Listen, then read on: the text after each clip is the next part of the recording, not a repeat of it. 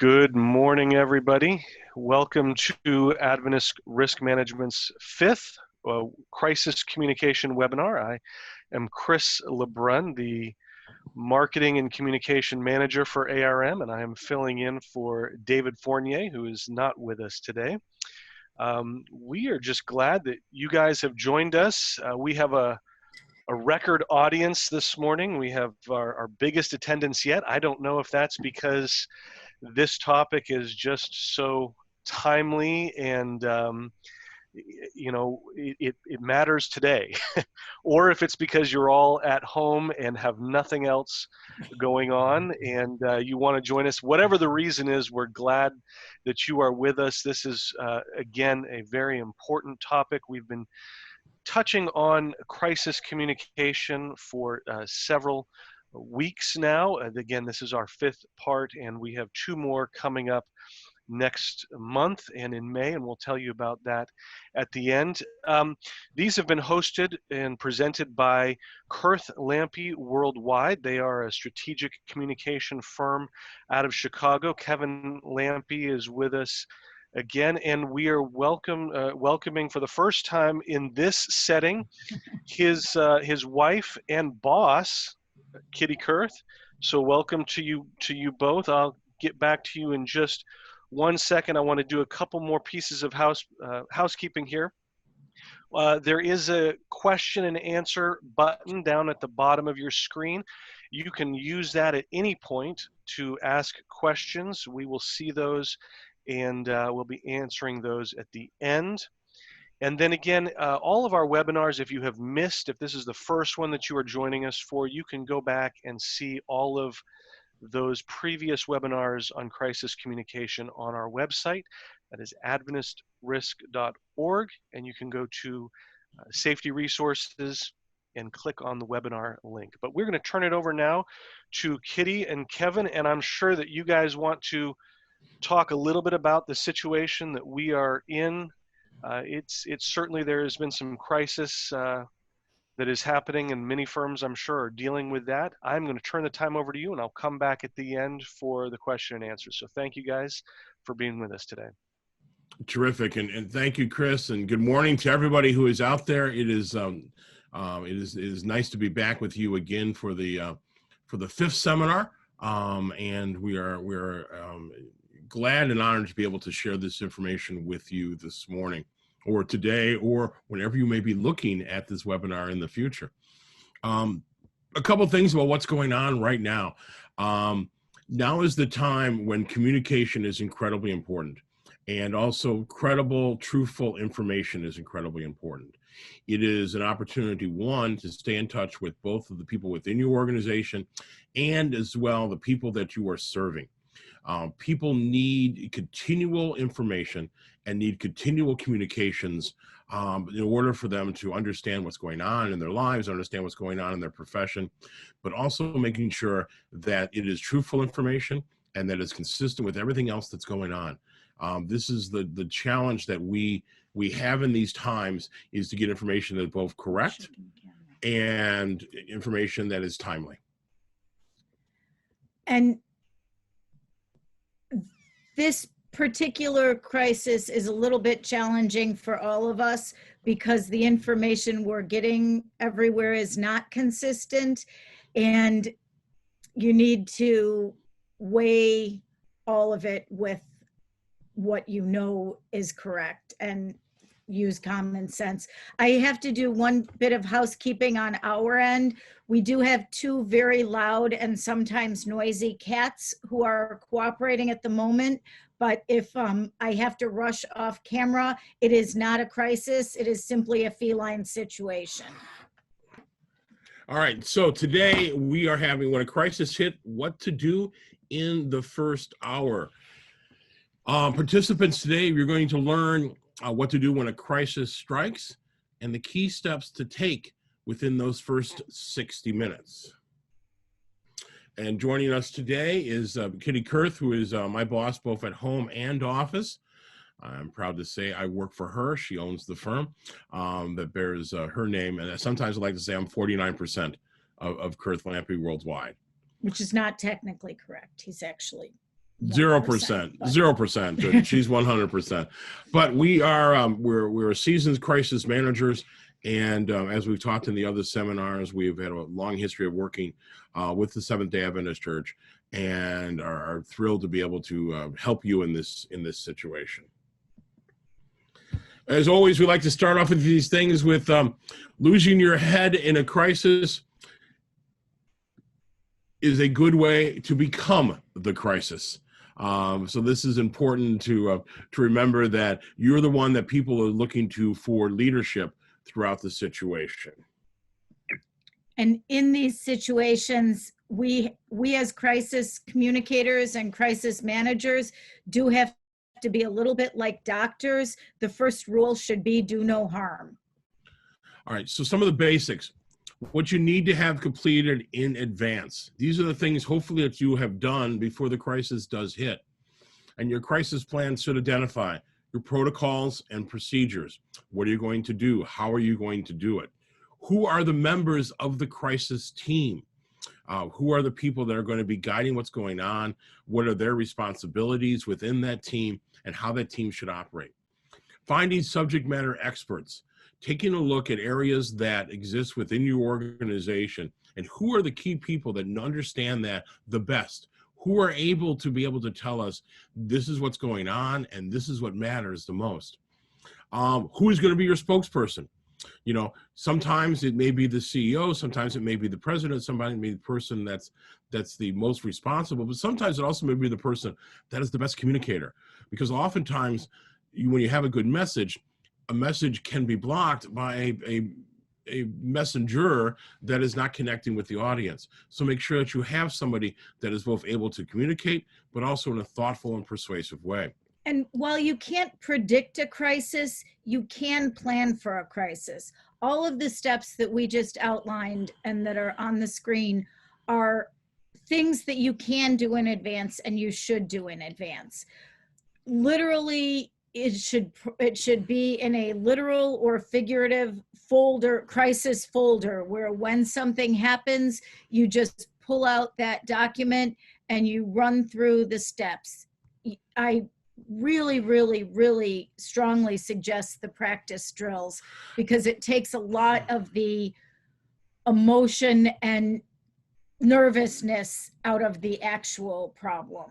You also should have a stakeholder database. Who are your target audiences? Who are the people that you need to talk to?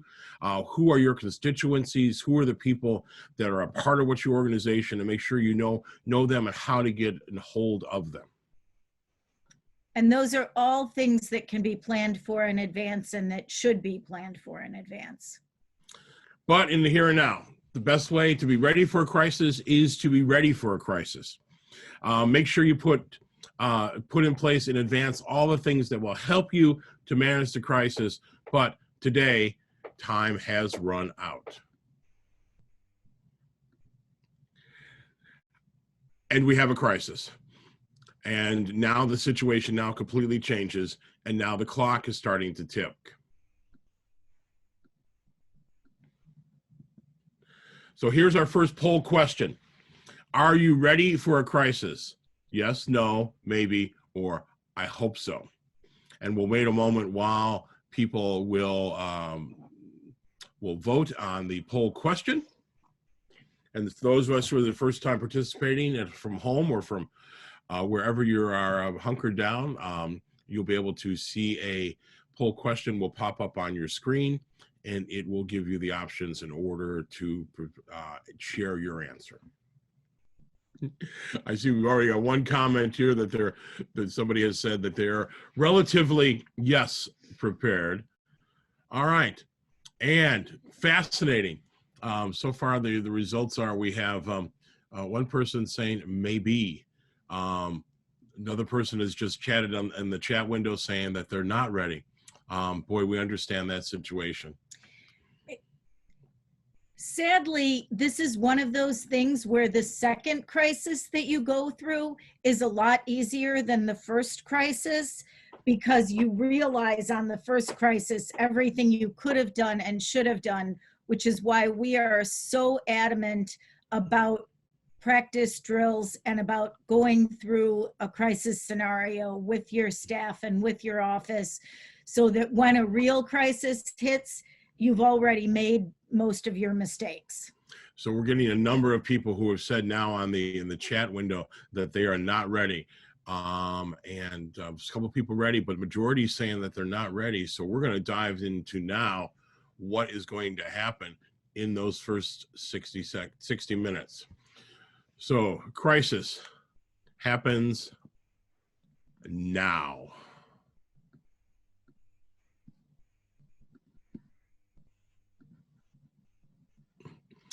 All right. We're past the issue stage. We've talked a lot in the previous seminars about the fact that issues can become crisis, but we're past that. Bad news has just happened. It could be a call from law enforcement.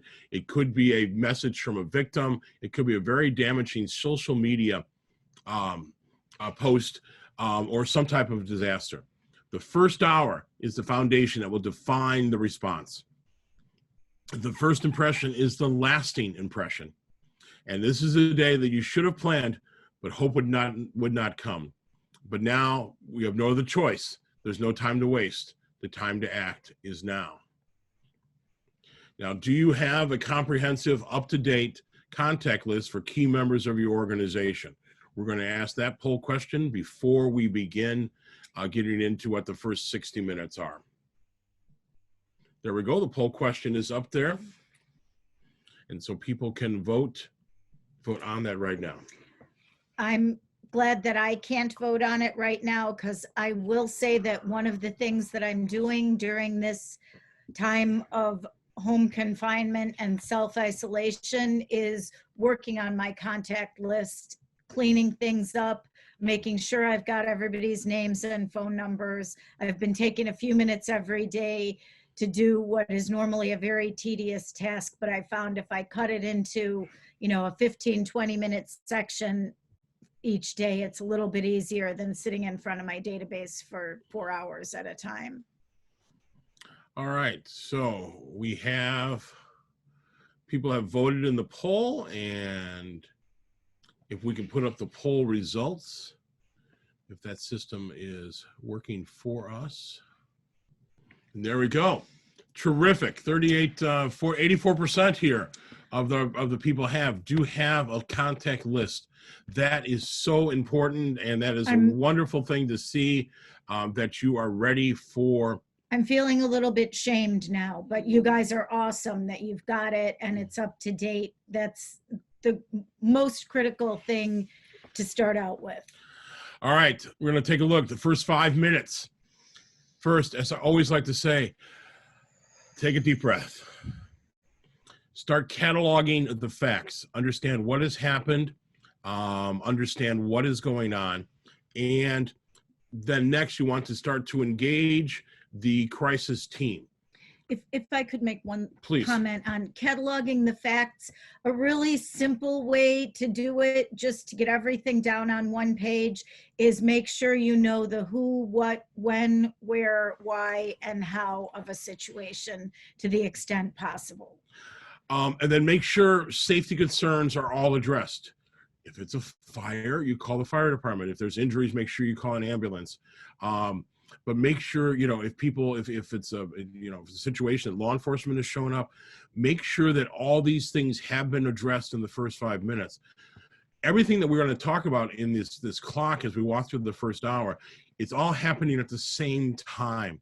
Not necessarily in order to it, but this is something that need to be addressed. But make sure that things like an ambulance, like a healthcare, safety first, evacuations, those things are all addressed as soon as you begin.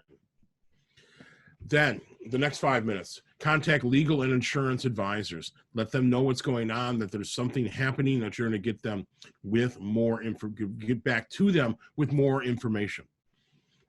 Now you've begun your investigation. You need to evaluate the facts that you gathered. You need to understand what's going on.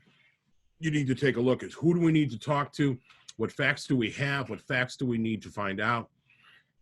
And then the next step Start monitoring traditional and social media. Has the news media taken an interest in what's going on? Is social media starting to talk about this? If this is an issue that began on social media, start monitoring all the different channels that you could be touched and could be part of your environment, part of your world, so that you understand what people are starting to say. And ideally, you're not alone in handling the crisis, so you can assign different team members to different functions. In this day and age, the person that is assigned to monitor the traditional and social media is honestly going to be one of the busiest people. So make sure there's someone who has that skill already, who already knows social media, who's been trained on it. And again, anything that you can do to practice in advance will help. Okay. Next, for a little bit longer time, from a minute 11 to minute 25, take another deep breath and start to look at the situation and try to relax.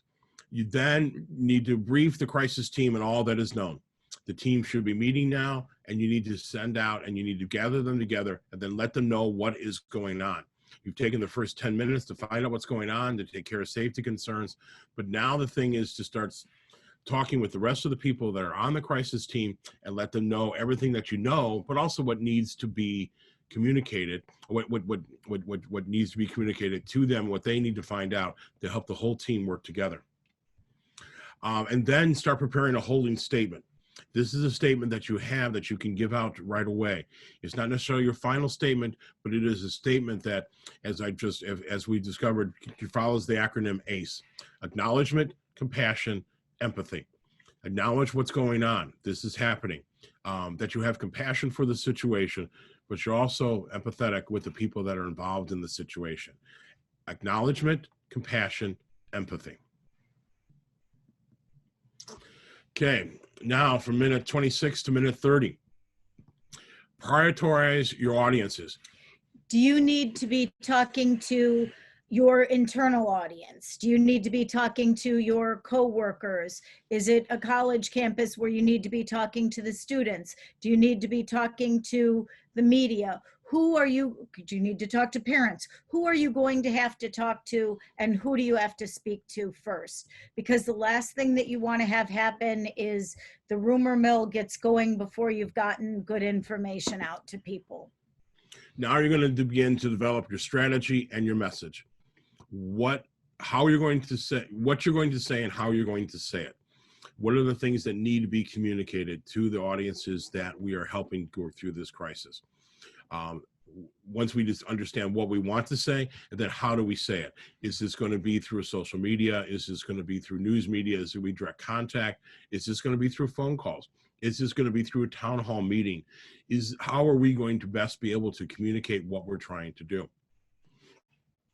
Next, triage any incoming media calls. What do you mean by triage? I mean to analyze each phone call and figure out, is this somebody we need to get a hold of quickly? Is this somebody we can wait a few minutes to get a hold of? Is this a TV camera truck that is pulled up in front of the offices that we need to deal with immediately to let them know that we will have a statement in a few moments? We will keep you informed, but give them a priority. Figure out which ones you need to talk with and how you need to talk with them. And going back to what we talked earlier about in other seminars, each media outlet has a different way of covering the story. TV cameras, they want to be able to see a visual. Radio needs sound. Newspaper needs information and facts, but they can have the ability to make a story much longer than usual. And so, where a TV broadcaster, TV journalist may only have 30 seconds to tell a story, a journalist in a newspaper have the opportunity to write a story that people can spend 10, 20, 30, 40 minutes reading that story. And by newspaper, he means website or newspaper. Yes, as we've now moved into the next era where the newspaper not necessarily is the one that is delivered on your front doorstep, but the one that everybody's reading online or in their phone. In fact, we have an interesting experience last year. Kitty served on the staff of the Daily Cavalier in college. Cavalier Daily. At University of Virginia. And what did the students find now that the newspaper was that it was all on their phone. It was all on their phone. And what I think their statistic was 84% of the people were reading the newspaper on their phone. But it also means that they can put in more information, and those kinds of reporters are going to want to know more. So you need to prepare your spokesperson. Right, and that person has to be able to deliver the message, stick with what the message is. This is where also you're contacting, your legal and insurance advisors for what we can say and what we can't say. These are important things because there's certain things that the legal advisors, the insurance advisors, they will tell you some things that are best not said, or things that need to be said in order to handle the situation. And it's also important in a situation like this, if there's something that you don't know now, but you are gathering information on, let the reporters know that. You can say, I don't have that information at this moment, but I will have it. And as soon as we do have it, we will let you know.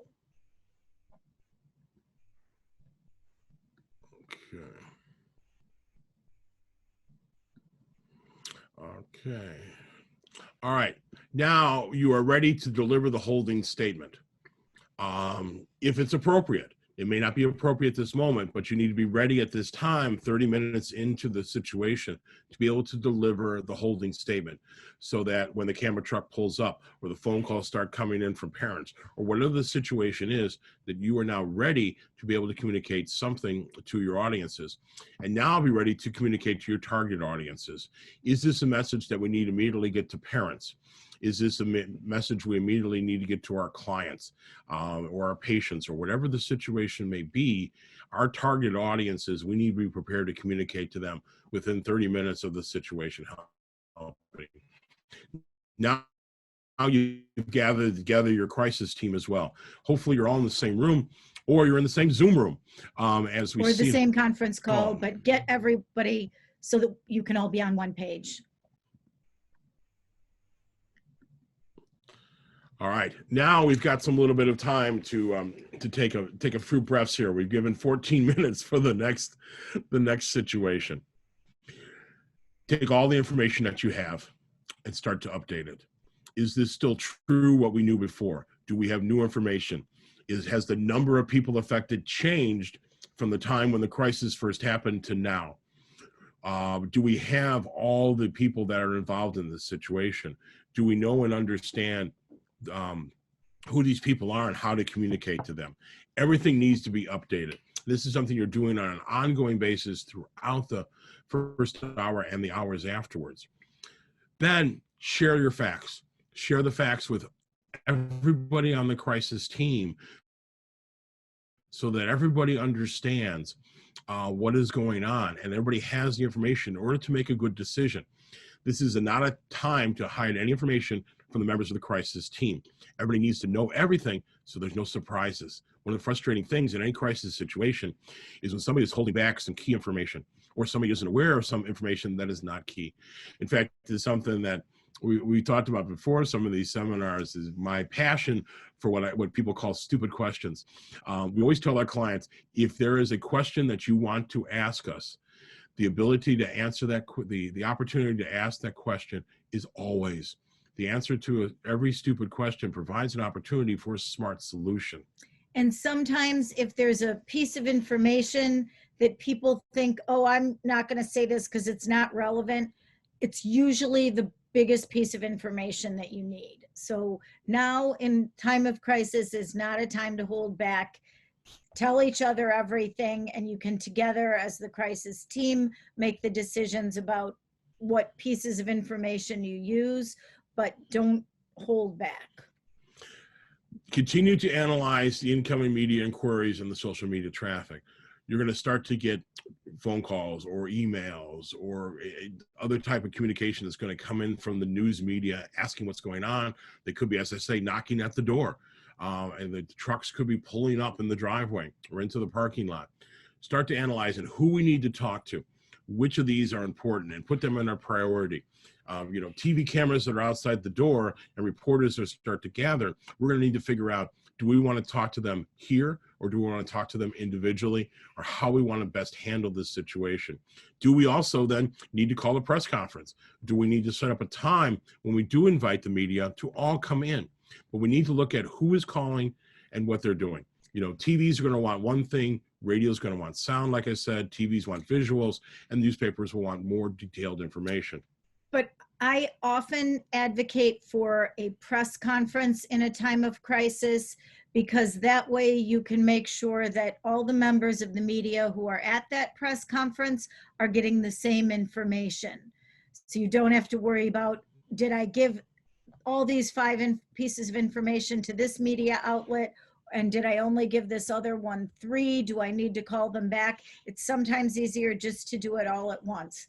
And I want to go back to the first couple of slides where we said, take a deep breath. That might seem trite or trivial, but it's real. And I'm taking a deep breath now, because just talking about crisis communication is bringing back other situations that we've dealt with, and how nervous I was then and how stressed I was then. So I'm mentally telling myself, take a deep breath. If you're thinking about those other situations, just take a deep breath, calm down. The more calm that you are able to remain, it will help your team, it will help the people going through the crisis, and it will help you to be a better communicator about what's going on to the media.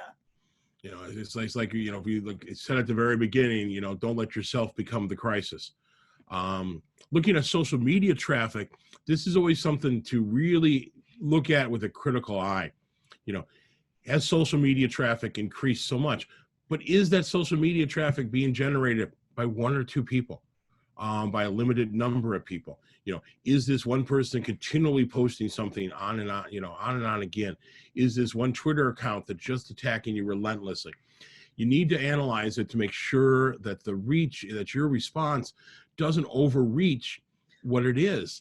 A lot of times we'll see 1 or 2 tweets or 1 or 2 postings on Facebook and think that equates into thousands and thousands of people, when in fact it does not. And we need to look at it with a critical eye so that we analyze this social media so we're responding appropriately. It's, for instance, we, you know, as you know, we say sometimes you always want to fight the battle in the correct forum. And, you know, if something is bubbling on a Facebook page, you know, you're not going into the newspaper to talk about what's going on the Facebook page. You don't, especially in a crisis situation, you don't want to inadvertently magnify the crisis by your response to the crisis.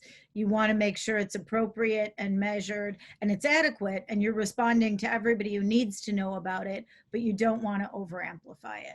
At this point, you also determine which media outlets and social platforms you want to use for your outreach.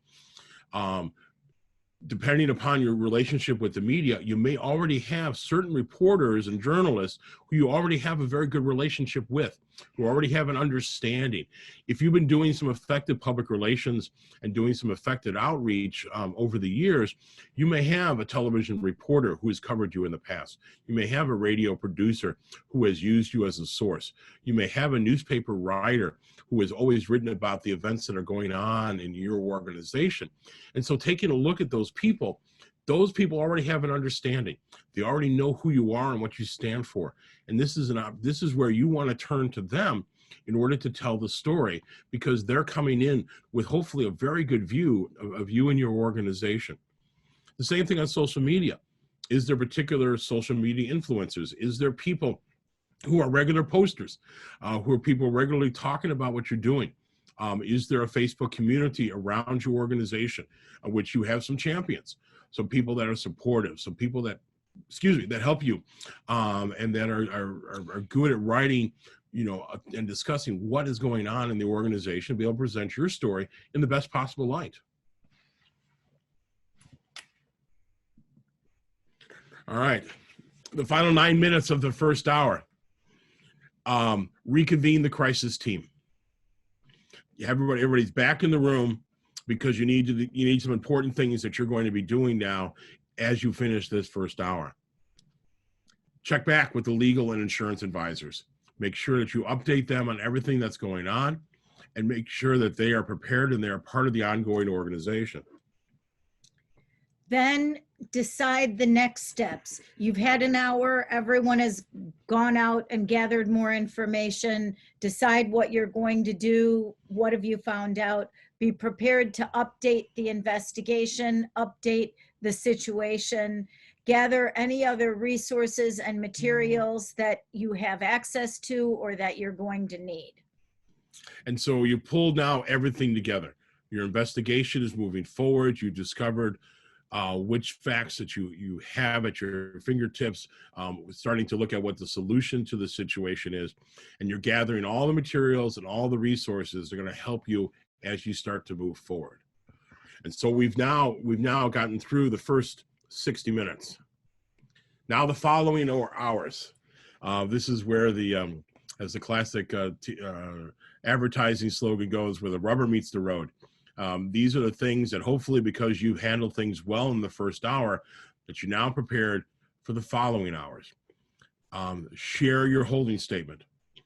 Decide how, when, and where you're going to communicate that holding statement, and then start to develop that holding statement into a stronger statement with advice of legal and insurance, that you can have that statement ready so that you can then be communicating to your various constituencies, your different target audiences, as we move forward. You're starting to answer media calls. You're starting to decide, okay, do we need to talk with them? Can we do we need to hold a press conference? Is this only limited to 1 or 2 reporters?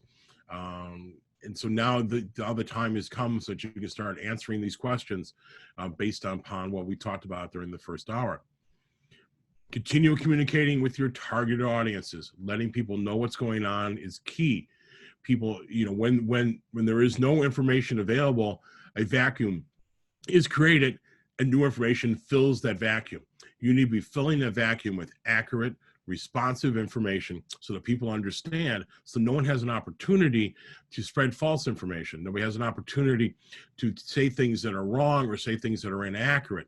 There's always in a situation, a lot of things happen, but hopefully you've done your job within the first hour, and hopefully you've done your job in the hours before then, in order to make sure that you have all the correct information and that you can communicate it with your people. Then start to evaluate your response. How are we doing? Did we do a good job? Look very critical with positive criticism and constructive criticism about what you've done and how we can do better.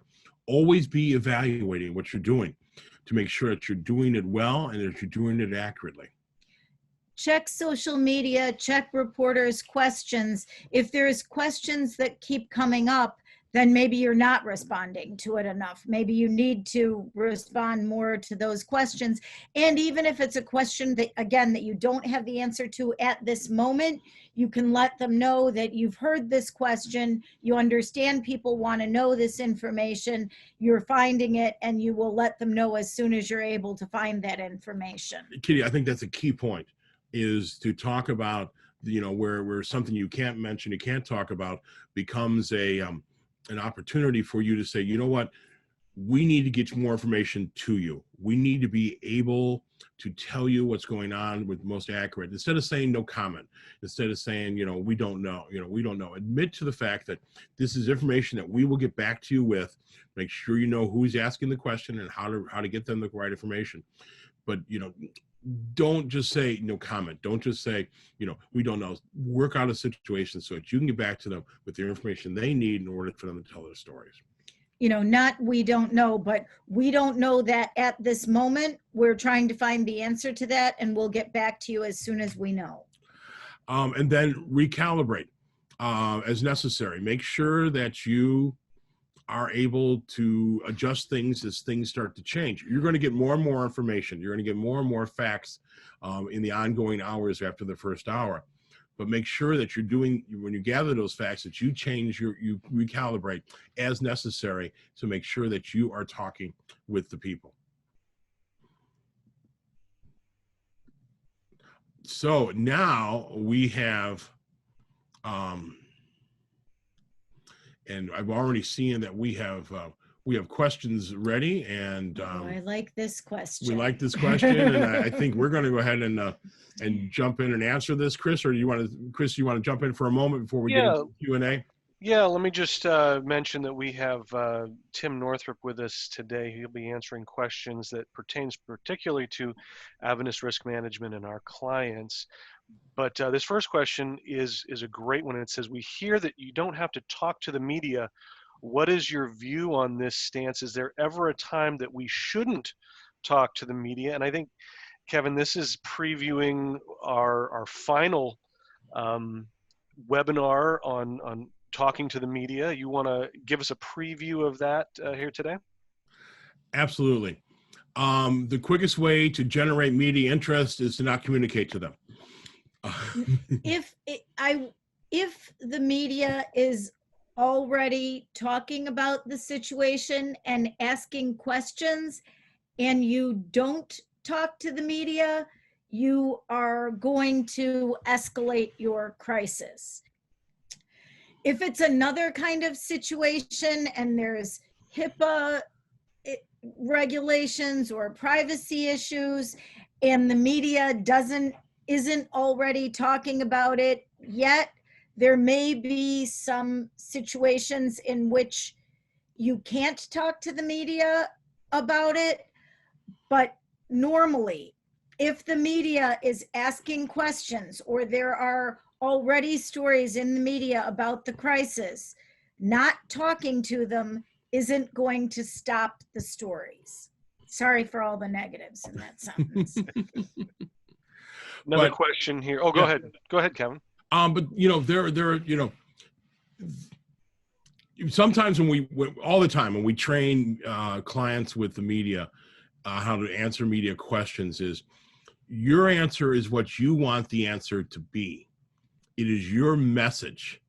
We've had clients, like a lot of times a reporter will ask somebody, are you excited about this new project? And we tell them, you want to answer this with how you do feel about it. You don't have to say yes. You don't answer yes or no. You answer, this is an exciting time, or is this a tough time? What is the message that you want to deliver? You'll see this in press conferences that politicians hold. They answer the question with the messages they want to deliver to the audience. The news media is an opportunity for you to give that message to the people that you're trying to communicate to. So it's okay to be able to answer the question in a way that supports what you want to say to the audience that you're intending it to be delivered to. But not talking to the media doesn't mean that the story is going to go away. Right. Sometimes the story gets bigger if you don't talk to the media. Yeah, and we'll dive into that again in our last webinar with you guys. That's May 7. Mm-hmm. So you can sign up for that one. Had another question here. Who would you typically have on your crisis team? Which types of positions is on that team, and what is the ideal size of your crisis team? And I'm sure that is going to vary greatly on the size of the organization. Yeah, I've seen everything from 2 or 3 people in the room to 20 people in the room. And sometimes that can be unwieldy, having that many people all with an agenda, all with something they want to say. But I think it's more important to have the right people in the room. We've dealt with national crises, crises that there are 2 kinds of crises in my opinion. There are crises when someone dies, and then there's all other kinds of crisis, political, managerial, product related. But in our crisis situations, luckily, most of them are more someone's reputation dies, not some person dies. So we've been pretty fortunate in that way. But we have responded to national crisis with a team of 2 or 3. I remember one particular crisis where it was in the early days of cell phones, and I had to turn off my phone because it was too hot, because I had gotten 364 media calls in 4 hours. So it would have been better if we had had a bigger team, but we didn't. We made do with what we had. The people on the team, it's great to have someone who is gathering the facts. another person who is working on the response, another person who is answering or gathering the media calls and figuring out who to talk to, another person who is gathering the stakeholder list, a separate person who is gathering and monitoring just the social media. I mean, it would be ideal to have different people for all these tasks, but that's not the way it always works in a crisis. A lot of times you have to be multitasking and you have to do your best with the resources that you have. Somebody should chair the crisis team. And now, that's not necessarily the person that makes the final decision, but that's the person that facilitates the consensus and getting everybody to be on the same page, which I think is what an effective leader is all the time in any given situation. The leader is the one that can find the consensus, that can find what is best for the organization, and then direct the organization to act.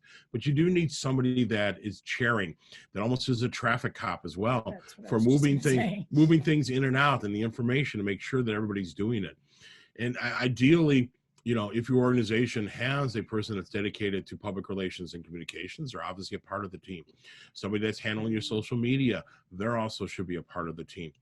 They're people from operations, you know, who are the people that are responsible for the day-to-day things that are happening within the organization, the logistical things. And sometimes it's, you know, the public relations person will be busy with the writing and the reporters, so it might be the operations or logistics person that becomes that traffic cop, and that's sort of at the center of the flow of information in and the flow of information out. I can't believe I just touched my face on the Zoom media. We all know in this times of coronavirus, do not touch your face, but I assure you I washed my hands recently. Yes. And also what you want is the ability to be able to communicate well within that team, so that everybody is working together. That is one of the key important things. And in any organization, and when we're honest with ourselves, we know who the top X number of people are who are influential. Who are the people that make a difference? You know, in a large organization of, 25, 50, 100 people, you know who are the 5 or 6 key people that everybody knows and trusts. And sometimes it may be somebody outside of what ordinarily would be a structural team. Mm-hmm. They may be the wise old sage. I was just reading an article about the Illinois Department of Revenue, and there was a guy there who was there for 40 years who knew everything that went on. And he did not want to be the director, but he wanted to be a 2 or 3 in command, but everybody knew and trusted him. So I think if they had a crisis situation, he's the first person on the team, because sometimes their personalities, their way of dealing with people can become incredibly important in a time of crisis. And there's sometimes people in an organization that are those people that are just able to get things done, to find something. Sometimes it's somebody who's in a lower level position that's not the top team, but that person is like always the go-to person where you need to find something in the office or you need to figure out a way to get things done. And there's that one guy or girl that can figure out this stuff. That's the kind of person you also want on the team. No, everybody take a moment and think, who is that person in my organization that I know that knows everything that's going on, that knows where everything is placed? When you need that stapler and there's no staplers anywhere, that person can find the stapler. Yeah, so that's the person who remembers everybody's birthday. That's the person who, that personality can be incredibly helpful to a crisis team. Yeah, and I'm sure personality plays a big part of that. People that are able to be level-headed and manage the emotions of a crisis in those moments. Speaking about leadership, we have a question here. What if your office leadership, organization leadership, does not take the crisis seriously? What does one do in this situation? And I'm sure that, again, is going to be different if the news truck is outside of the door versus if they're not. But that can be challenging, I'm sure. I think the most important thing is to first lay out the facts. And then as a team, if the crisis team knows that this could be really bad and the leader doesn't, and we might even have a situation like that going on nationally at the moment.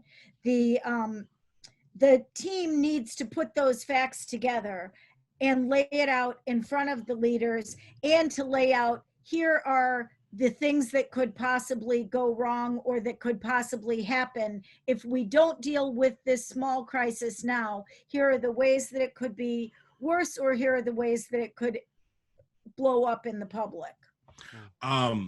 Every leader, if they're effective, has confidants. Every leader, if they don't, they should.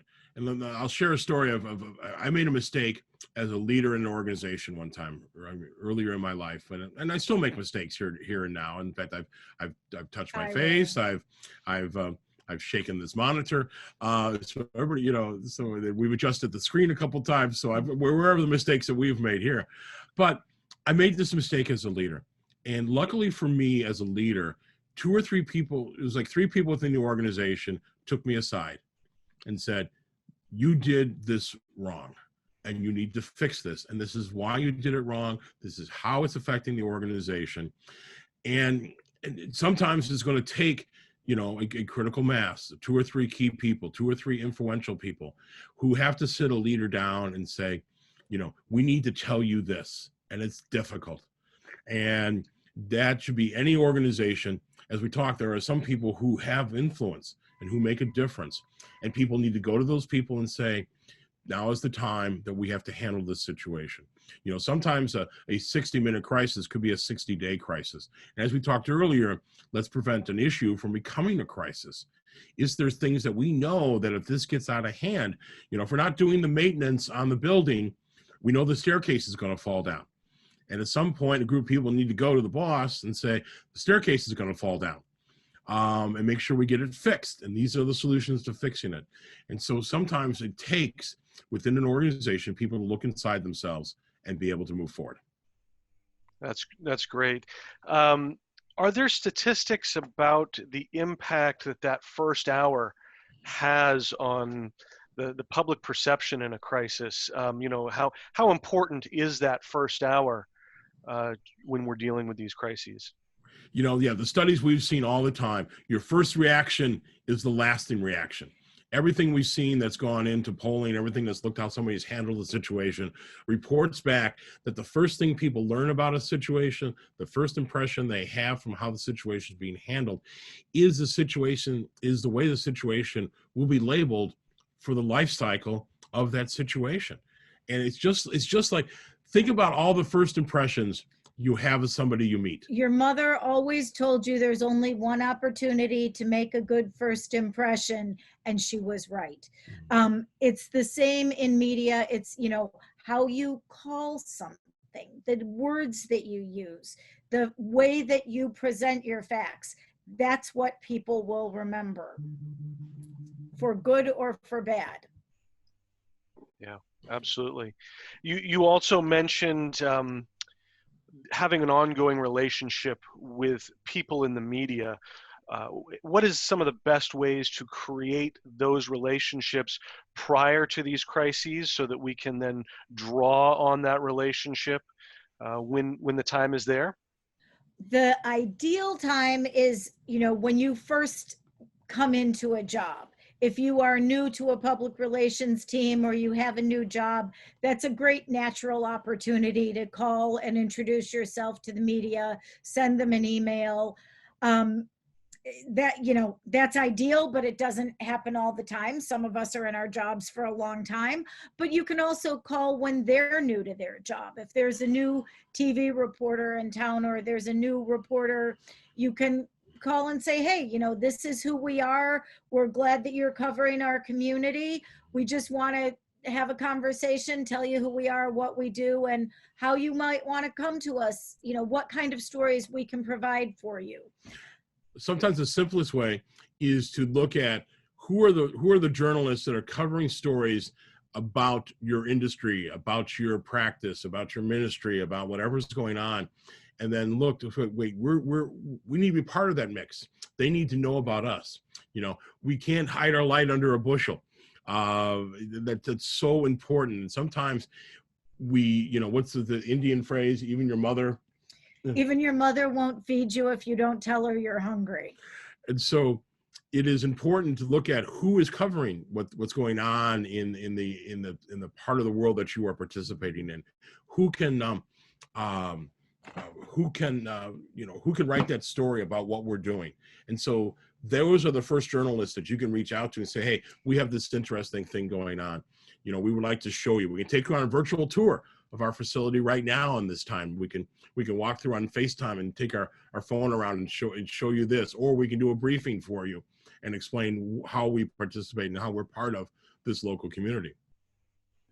Yeah. Also, you can, if there are people in your organization who are experts in a particular area, you can talk to the media when there's not a crisis going on, when there's not a situation, and say, hey, we just want to, and when I say talk in this day and age, it's often an email, but you can say, these are the areas where we have, I'll use a university, for example. If at your university, if you have people that are experts in X, Y, and Z, you can let the media know, hey, our professors are experts in X, Y, and Z. So if such situation comes up where you need one of those experts, let us know. Yeah. Very good. I think we have some more time. If anybody has a last question, I do want to mention again, this is our series. We have 7 of these webinars. The previous 4 are available on our website, adventistrisk.org, under safety resources and the webinars tab there. Great information that has been provided so far. I've been enjoying them.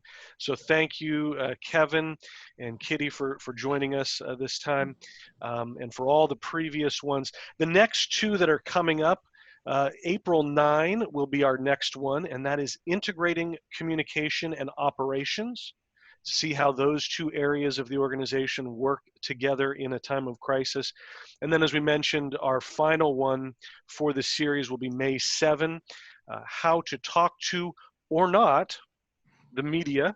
And that's kind of a media 101. Again, it's not always appropriate, but how to talk to the media if that is truly appropriate. Again, these are Thursdays at 11 a.m. Eastern Time, April 9 and May 7.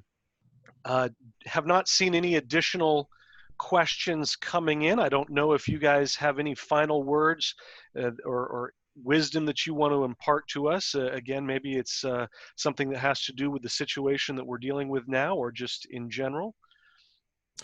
Absolutely. Communicate. Let people know what's going on.